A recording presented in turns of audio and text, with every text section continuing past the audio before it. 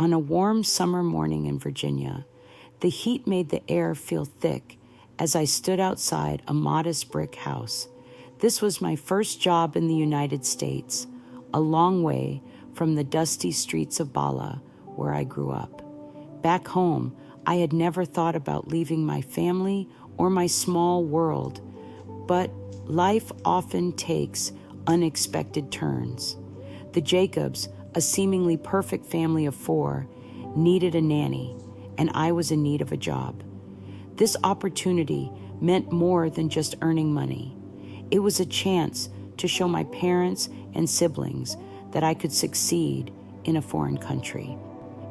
At 33 years old, I was unmarried and determined to be independent, a unique situation for a Jordanian woman. Brianna Jacobs, the mother, was elegant and beautiful, dressed in smart blouses and fashionable heels that tapped on the marble floors of their spacious home. She greeted me with a friendly smile, her blonde hair neatly tied up, and spoke carefully, as if wanting me to catch every word. Then there was her husband, Zach. He was tall and had a relaxed charm that made me feel comfortable right away. His sandy brown hair had soft curls, and his smile revealed a warm personality, suggesting he had experienced happiness along with life's challenges. He didn't say much at first, just nodded politely and handed me a cup of tea. Their children, Splendor and Emmanuel, were full of energy at ages 5 and 3, always asking questions and keeping me on my toes. I felt nervous, as this was my first experience as a nanny, but Brianna reassured me that my upbringing as the oldest of 6 would help. She was caring, but had a perfectionist streak. She handed me a large binder filled with rules, meal plans, daily schedules, emergency contacts, and laundry instructions. The first few weeks were quiet. My routine involved waking up early, preparing breakfast, packing lunch for Splendor, and keeping Emmanuel entertained until his nap. My days were filled with story time, finger painting, and running after Emmanuel in the backyard. At night, I would return to my small basement room, feeling tired but happy. Then, about a month into the job, something changed. One afternoon, while I was on the kitchen floor cleaning up a spill from Emmanuel's juice box, I noticed Zach watching me. "You're amazing with them," he said, leaning against the counter. Surprised, I looked up and replied, "Oh, thank you, sir." He smiled and said, "Please, call me Zach." I nodded, feeling heat rise to my cheeks. It wasn't just his words, but the genuine way he said them. In my culture, men rarely spoke to women with such kindness unless they had hidden motives, but Zach seemed different. From that moment on, I began to pay more attention to him. I noticed how he often asked if I had eaten, helped carry groceries, and lingered in the kitchen while I cooked. Brianna, my colleague, was often away, caught up in her demanding corporate job. One evening, as I was setting the dining table, Zach asked me, "Don't you ever get tired?" I responded with a shrug, not understanding his concern. "Tired of what?" I asked. "Tired of doing everything for everyone," he replied softly. His words seemed to hang in the air, staying in my mind long after he had left. It felt unusual to be acknowledged like that. In my culture, women are expected to give endlessly and serve without question. Zach's comment, however, made me feel valued in a way I wasn't used to. I tried to push aside those feelings. I reminded myself of who I was, a Muslim woman rooted in faith and tradition. There were certain lines I could never cross, regardless of how kind or attractive my boss was. Yet, that summer, life seemed to have different plans for me. The days stretched on, hot and long, while Brianna's work trips became more frequent, leaving Zach and me alone with the kids. As time passed, the lines started to blur. Initially, it was just innocent jokes, glances, and casual conversations that lingered maybe a bit too long. But deep down, I knew I was venturing into dangerous territory. My mother's voice echoed in my mind. "Aaliyah, remember who you are. This world will try to tempt you, but you must remain true to yourself." I had always taken pride in my self-control and my ability to resist the temptations of modern life. But Zach was different. One rainy evening, while the children slept and the house was quiet, except for the sound of raindrops against the window, I was tidying up in the kitchen when Zach came in. "Need some help?" he asked, rolling up his sleeves. I replied, "No, it's okay. I'm almost finished." But he decided to stay. We worked together in silence, the atmosphere thick with unsaid words. Finally, Zach broke the silence and asked, "Do you ever miss home?" "Every day," I admitted, "but I came here for a reason." "You've given up so much," he said, admiration evident in his voice. I looked at him in surprise. "Why do you say that?" I asked. "Because I see how you always put others first and never complain. It's rare." His words took me aback. No one had ever spoken to me that way before, not even back home. A mix of gratitude and guilt washed over me, as if I was betraying something sacred just by listening to him. "It's nothing special," I said, trying to downplay his compliment. "It is to me," he replied, his gaze locking with mine. In that moment, something changed between us, an unspoken connection, a spark of recognition of something we both hesitated to acknowledge.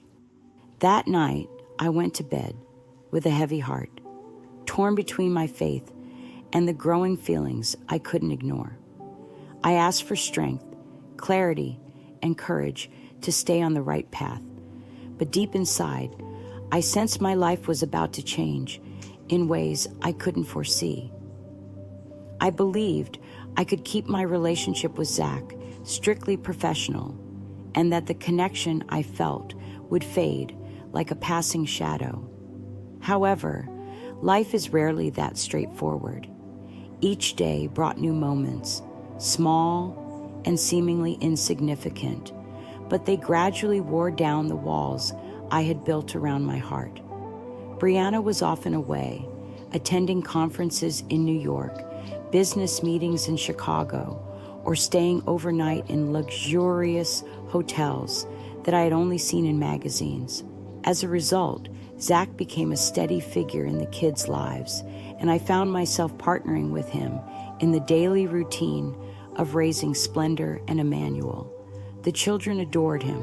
Splendor would snuggle into his lap during story time, her tiny hands clutching his shirt while he read with funny voices, and Emmanuel would shadow him, imitating his every move.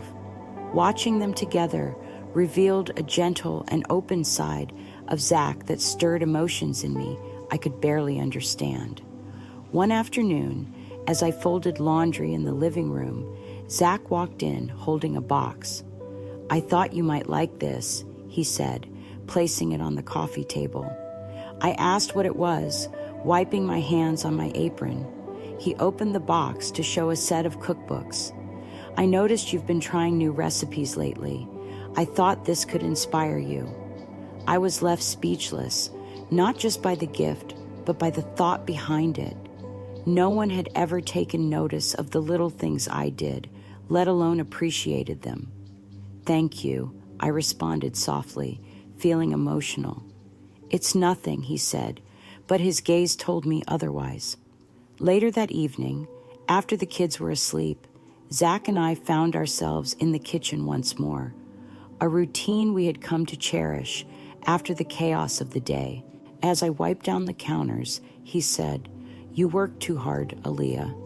I looked up, surprised. "It's my job," I replied. "No," he countered, shaking his head. You do more than your job. You care. You love these kids as if they were your own. I tried to brush it off, saying, they're easy to love.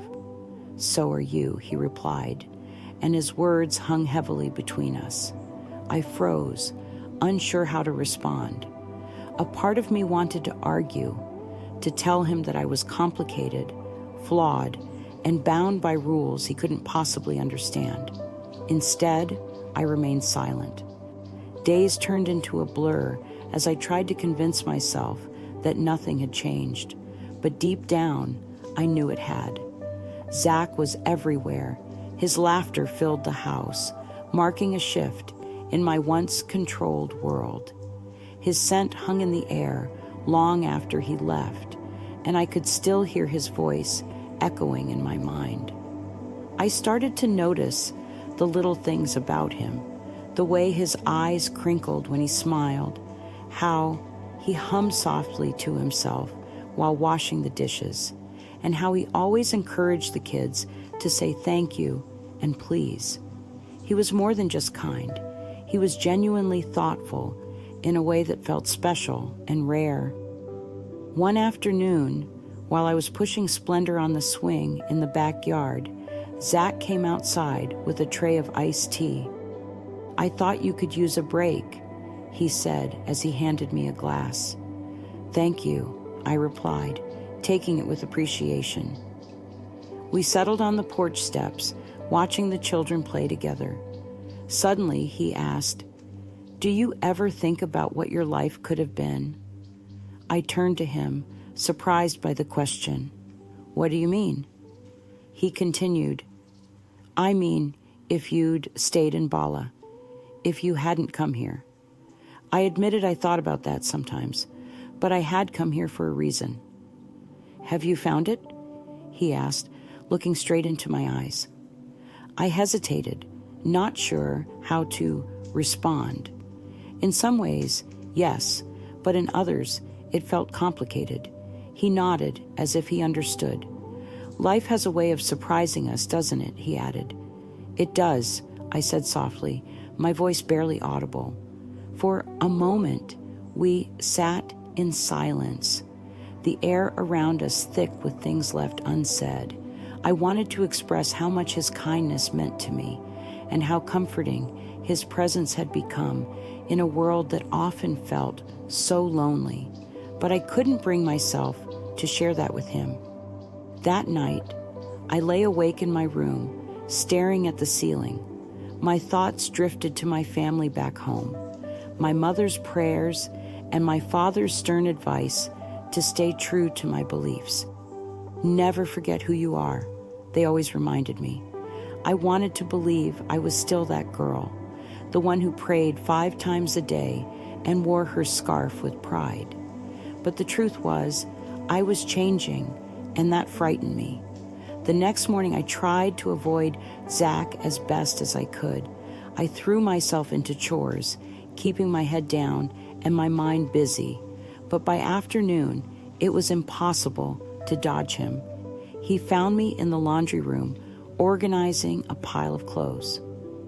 Alia, he said softly. I didn't look up. Are you okay? He asked. I'm fine, I replied quickly, but he knew I was lying. Please don't shut me out, he urged, stepping closer. I know I crossed a line. It's not about you, I finally said, forcing myself to meet his eyes. It's about me, my beliefs, my faith. I could see the confusion in his expression, but he replied, I understand. Yet, something in his gaze told me he didn't truly grasp what I was feeling. I can't, I started, but the words caught in my throat. I can't do this. He nodded slowly, his face filled with regret. I'm really sorry, Aaliyah. I never meant to make you feel uncomfortable. You didn't, I replied quickly. That was where the trouble lay. For a brief moment, we both stood silently, with the space between us filled with unsaid words. I'll give you some space, he finally said. Thank you, I whispered, my voice shaking as he walked out of the room. A mix of relief and a strange sadness washed over me. I knew I was making the right choice, but that didn't make it any easier. That night, I prayed more fervently than I ever had, asking for strength, guidance, and the courage to stay true to myself. As I knelt on the floor with tears streaming down my face, I realized I wasn't just battling temptation. I was also struggling with a part of myself I didn't recognize. The days following our talk in the laundry room were tense, but manageable. Zach kept his word about giving me space, and I focused on my work. I immersed myself in caring for Splendor and Emmanuel, planning crafts and baking projects to keep everyone busy from morning until bedtime. Even with my hands busy, my thoughts kept drifting back to Zach.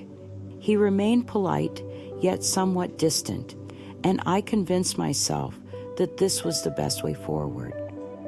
We could act like nothing had happened, almost like the words exchanged in the laundry room were just a moment of weakness. For a while, this facade almost worked. Then, one Friday evening, a storm hit.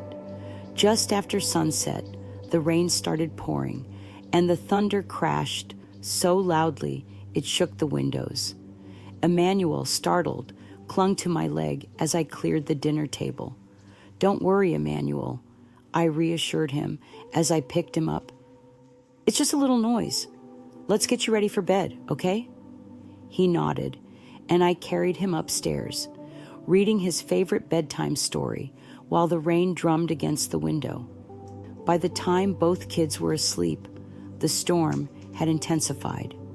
The wind howled, and the house felt strangely quiet despite the turmoil outside. Heading downstairs, I expected to find Zach on the couch, but instead, he was in the kitchen, gazing out the window with a glass of wine in hand. His shirt sleeves were rolled up, and the soft kitchen light accentuated the strong features of his face. He seemed lost in thought, and I hesitated at the doorway, uncertain about interrupting him. "You don't drink wine, do you?" he asked, not turning around, as if he sensed my presence. "No," I replied, stepping into the room. "It's against my faith." He nodded, finally facing me. "I figured as much. You're different." "Is that a bad thing?" I asked, a small smile appearing on my lips. "Not at all," he responded gently. "It's refreshing." I kept myself busy, wiping down the counters, trying to ignore the fluttering in my chest caused by his words. The tension in the room was thick, and I could feel his gaze on me. "Aaliyah," he said after a long silence. "Yes," I replied, not looking up. "Can we talk?" I stopped what I was doing and turned to him, asking, "What about us?" His voice was quiet, and I could feel my heart racing. "There is no us, Zach," I replied firmly, but he stepped closer and said, "Then why can't I stop thinking about you?" "Zach, please," I started, but he cut me off. "I know this is wrong, psych," he admitted, his voice shaking. "I shouldn't feel this way, but I can't help it. I see you every day, taking care of my kids and making our home feel warm, and—" He paused, running a hand through his hair. "I've never met anyone like you." His words made my heart race. They were everything I had tried to push away. But now that he was saying them out loud, it was hard to ignore the connection we had. I whispered, "Zach, you're married. You have a family." "I know," he replied, his eyes showing real pain. "But Brianna is often gone, always busy. When she is around, it feels like we don't even know each other. You're the only one who makes me feel—" His voice trailed off, as if the truth was too hard to say. I stood there, frozen, caught between knowing this was wrong and wanting to feel loved and valued. "Zach," I whispered, but it wasn't to ask him to stop. It felt more like a surrender. He moved closer, and his lips met mine in a soft kiss that quickly grew deeper as we both let go of the feelings we had been fighting. His hand found my waist, pulling me against him, and in that moment, I surrendered everything. Brianna, the kids, my beliefs, my past. There was just him. That night, as the storm raged outside, we went beyond just a kiss. He took me upstairs to his bedroom, and his touch sparked a fire in me I never knew I had. As he undressed me, his hands gently explored every part of my body, making me feel cherished and beautiful. It was nothing like what I had imagined. Back home, intimacy was a taboo subject, never talked about openly. But with Zach, it was different. He was attentive and passionate, making me feel desired in a way I had never felt before. Afterward, we lay intertwined, listening to the rain against the windows.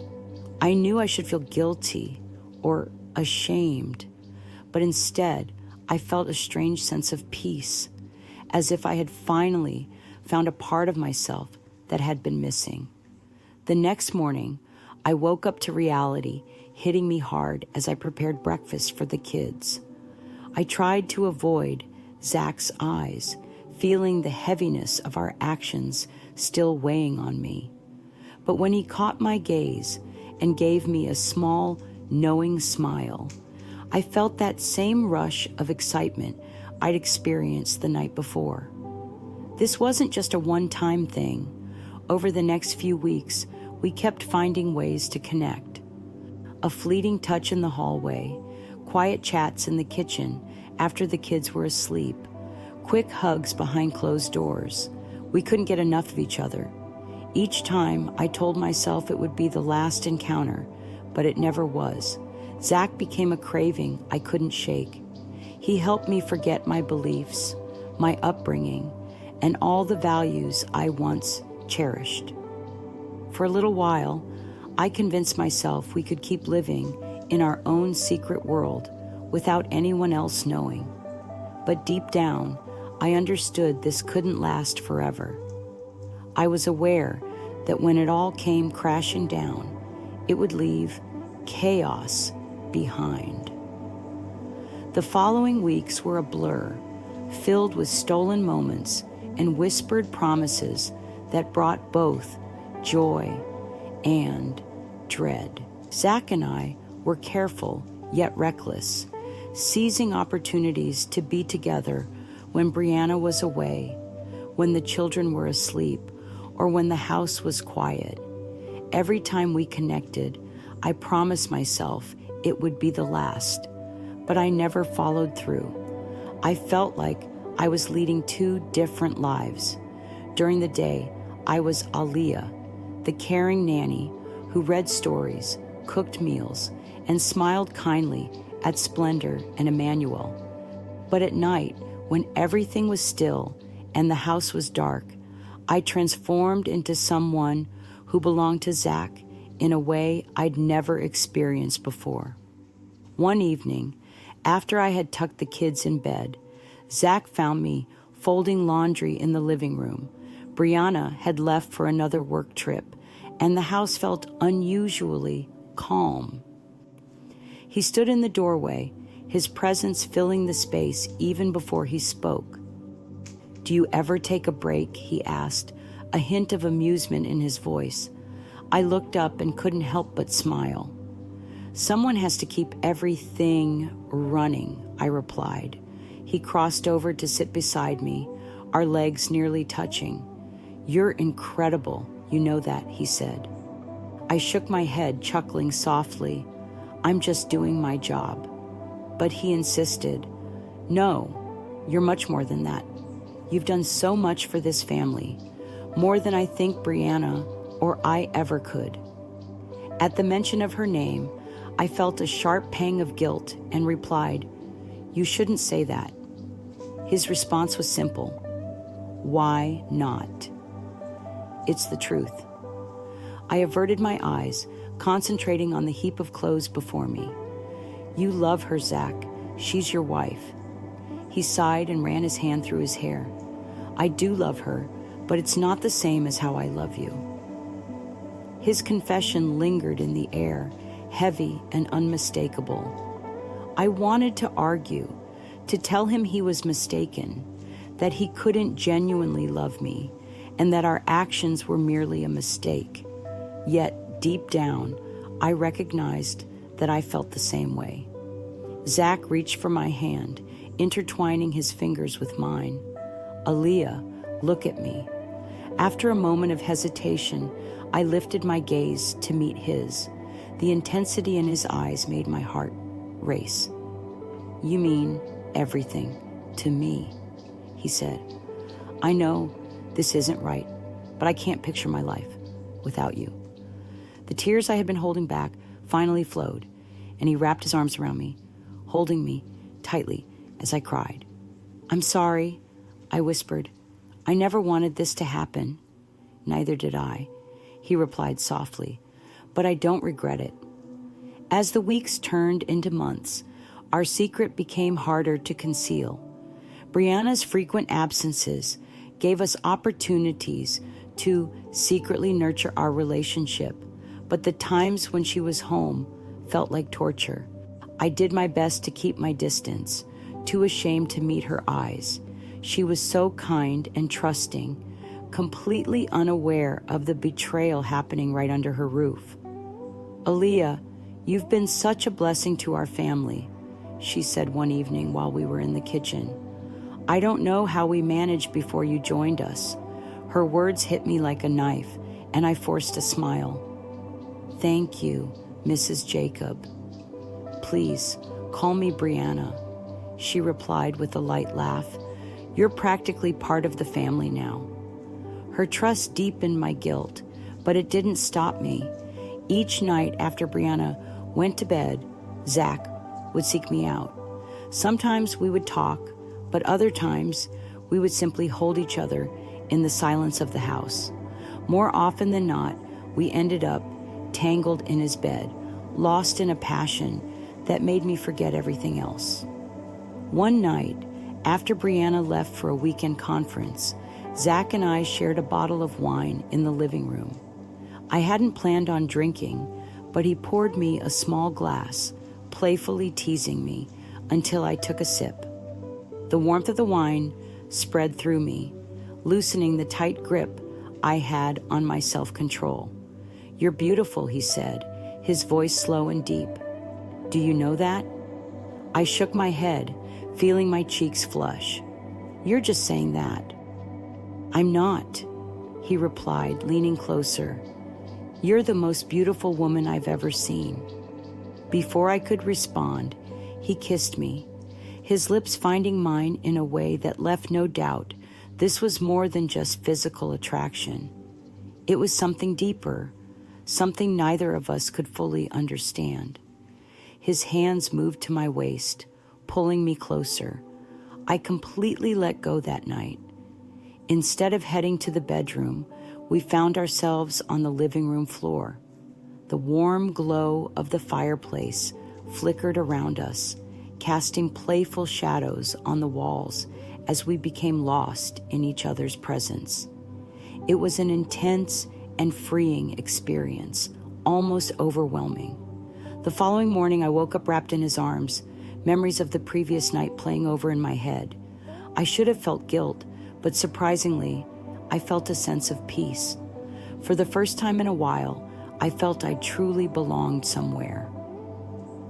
As I got dressed and started making breakfast for the kids, Zach walked into the kitchen. He looked at me softly and said, "Good morning," leaning in to kiss my forehead. "Morning," I replied, trying to keep my tone steady. Then he said, more seriously, "We need to talk." I nodded, knowing deep down that he was right. We couldn't pretend this wasn't happening anymore. We couldn't keep living in the fantasy we had created. But even as I agreed, a part of me was hesitant to let go. The days that followed that night felt surreal. Zach and I were caught up in the excitement of our connection. each stolen moment together like a secret treasure, something I loved but also dreaded. However, as our time together increased, so did the weight of my guilt. When Brianna returned from her conference the following Monday, her cheerful presence highlighted the rift in our lives. She interacted with the kids, completely unaware of the betrayal unfolding right in front of her. Watching her, I felt a wave of shame. She didn't deserve this, and neither did the children. One evening, after Brianna had gone to bed, I found myself sitting on the porch steps, gazing up at the star-filled sky. The air was cool, and I wrapped my scarf tighter around me, trying to shut out both the chill and the thoughts racing in my mind. Shortly after, Zach joined me, his steps quiet, on the wooden floor.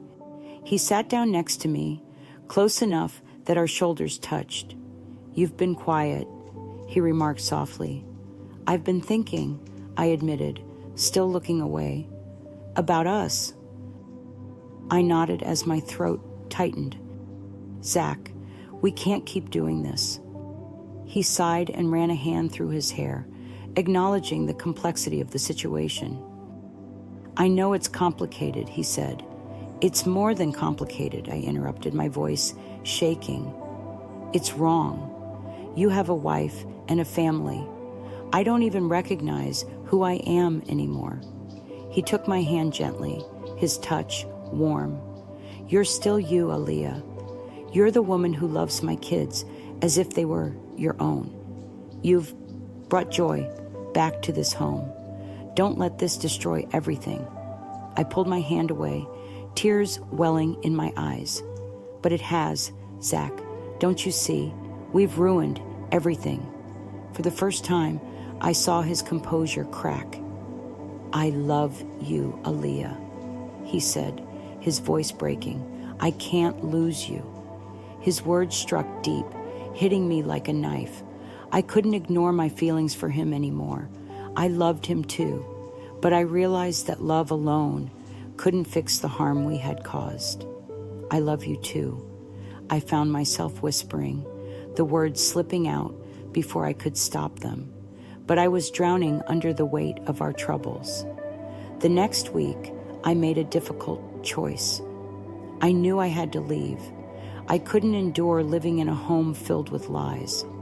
I secretly started looking for a new job, reaching out to agencies and families in need of a nanny. It wasn't easy. I had grown close to Splendor and Emmanuel, and the thought of leaving them shattered my heart, but I knew it was the only way to regain my peace. One evening, while tucking Splendor into bed, she looked at me with her big blue eyes and asked, "Aaliyah, are you leaving Grosso?" Her question took me by surprise. "Why do you think that, sweetheart, should come gross?" I asked. "Because you've been sad," she simply replied, "and Daddy says people leave when they're sad." I managed to smile and gently brushed her hair back. "I'm not going anywhere right now, Splendor. Just go to sleep, okay?" She nodded and closed her eyes, but her words stuck with me. She was right. I felt trapped and needed to escape a place that had turned into a prison for me. 2 weeks later, I handed in my resignation. Brianna was shocked, showing a mix of confusion and concern. "Aaliyah, is everything okay?" she asked, setting her coffee cup down. "Yes, Mrs. Jacob," I answered calmly. "I've been offered another position, and I think it's time for me to move on."